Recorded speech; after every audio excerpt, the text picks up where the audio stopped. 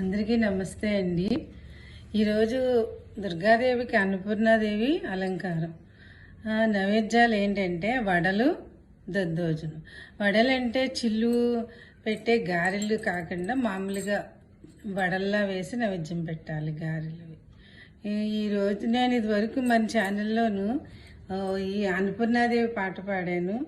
అన్నపూర్ణాదేవి అర్చింతునమ్మా, నా మనవి ఆలించినను బ్రోవుమమ్మా.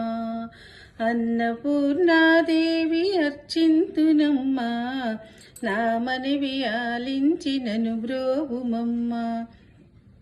ఇది ఫుల్ సాంగ్ ఒక నెల అయింది పెట్టి, అందుకనే ఇప్పుడు ఇంకా ఫుల్ సాంగ్ అది పాడలేదు, వేరేది చెప్తున్నాను.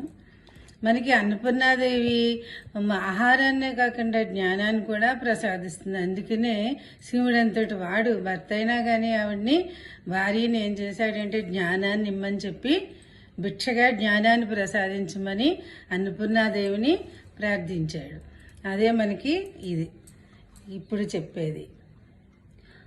అన్నపూర్ణే సదాపూర్ణే శంకర ప్రాణవల్లభే, జ్ఞాన వైరాగ్య సిద్ధ్యర్థం భిక్షాం దేహి చ మాతాన్నపూర్ణేశ్వరీ.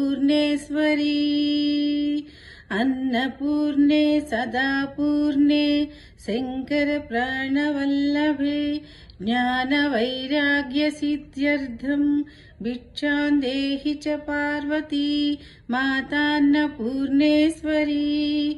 మాతా చ పార్వతీ దేవి, పితా చ మహేశ్వరః, బాంధవా శివభక్తాశ్చ స్వదేశో భువనత్రయం.